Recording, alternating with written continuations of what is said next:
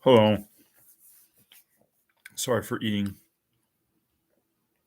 I'm a vegetarian. I'm eating a lot of faux meats.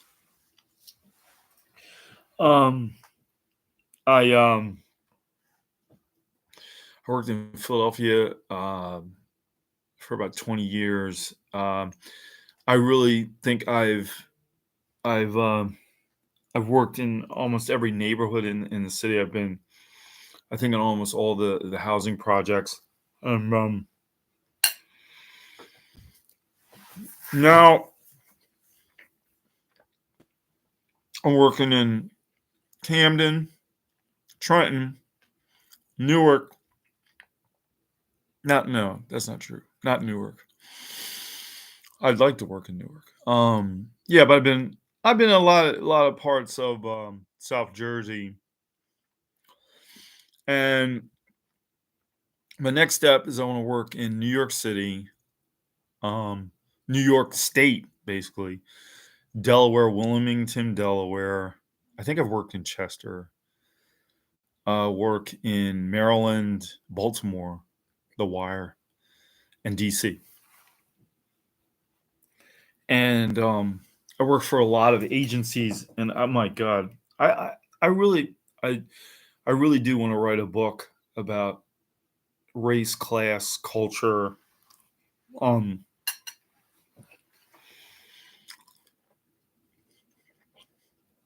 my work I've seen. Well, first of all, I worked in Kensington. If you're not familiar with Kensington, I invite you to look it up. Just look it up on YouTube. There's people who actually take videos in Kensington, and just um, it's sad actually. I don't mean to make fun of it because there are. I like the fact that it's like very multi ethnic. I don't use race as a term. But at the same time, there's a lot of drug use, and there's a lot of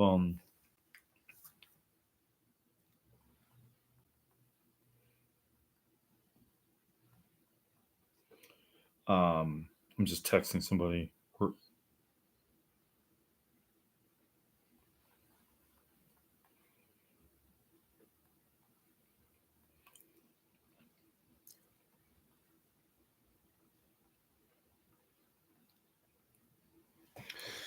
Um, so is there my question that I ask is there anything um unique about a city?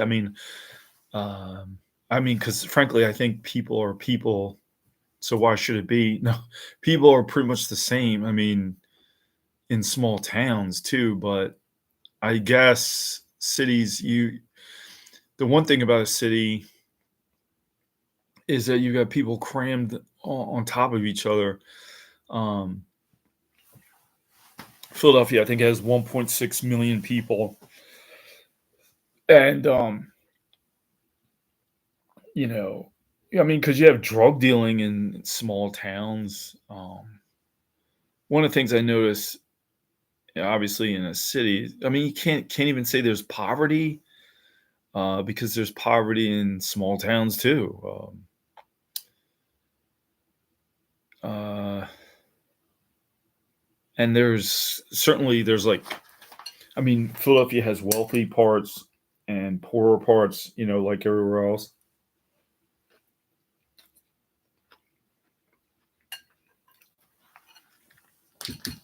I work for an agency. It was called Warren E. Smith.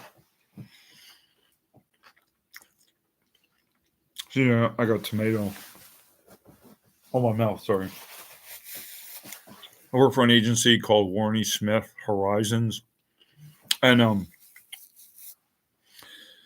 Warren E. Smith was, I think, the first African American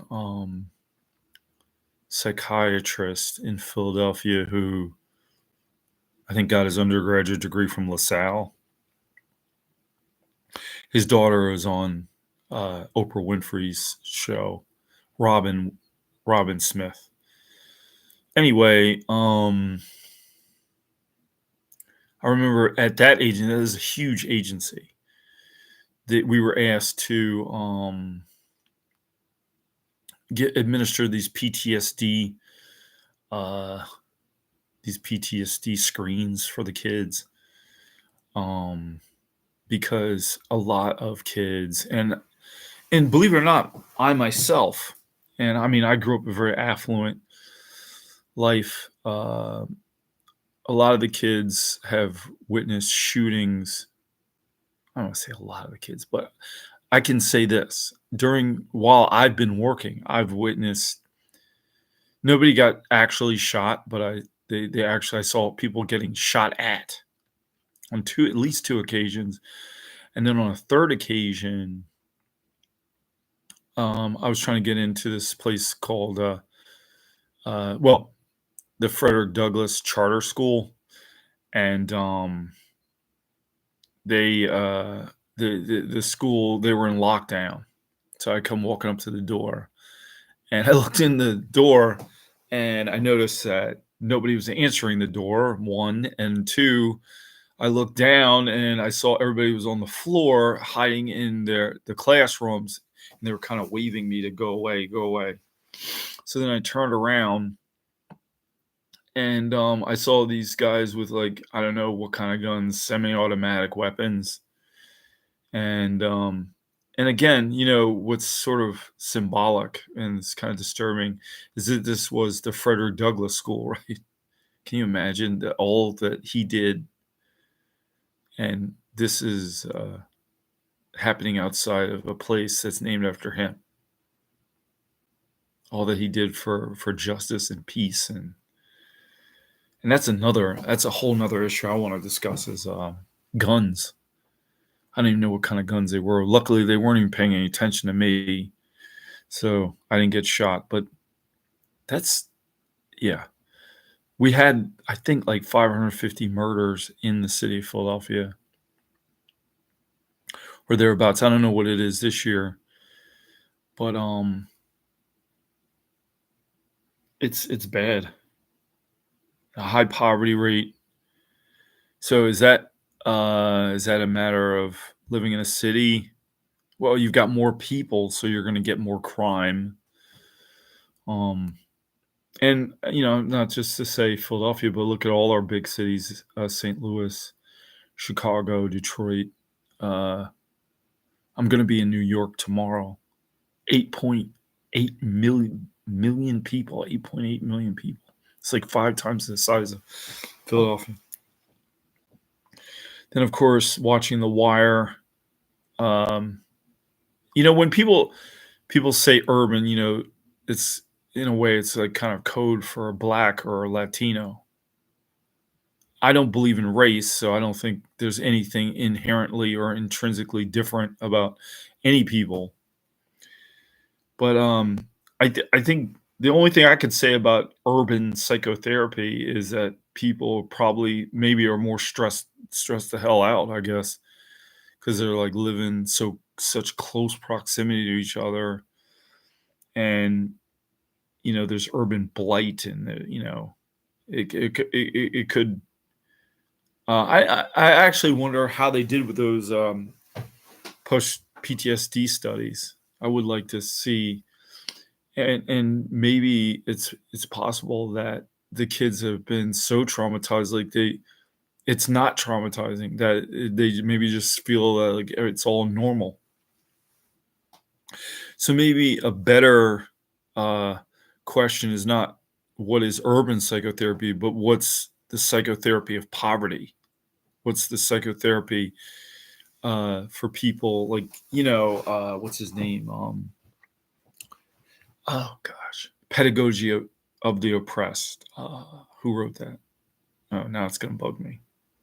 I should know this. I have the book. I have all those books. I'm having a senior moment. Let me see. Pedagogy of the Oppressed. Oh, Paulo Freire. Now,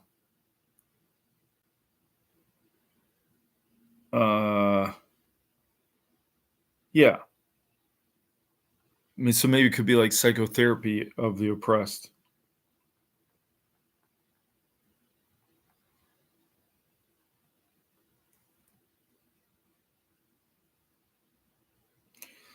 So yeah, maybe that's really a better thing to look at is how do you help people who are don't have their basic needs met, as opposed to urban psychotherapy, because you could be rural psychotherapy. I've seen some serious problems in small towns. It's not all a matter of, you know, urban. And then there's people who are in urban areas who are doing just fine, and not to say like it's all about wealth per se when I say fine, but who are living in loving, nurturing homes that are, thriving or whatever. Um, yeah. So that's all I have to say about urban psychotherapy. This is too vague, and that I'm not totally sure that there's something in particular about an urban area that requires its own psychology, where the people require their own psychology. So that's it.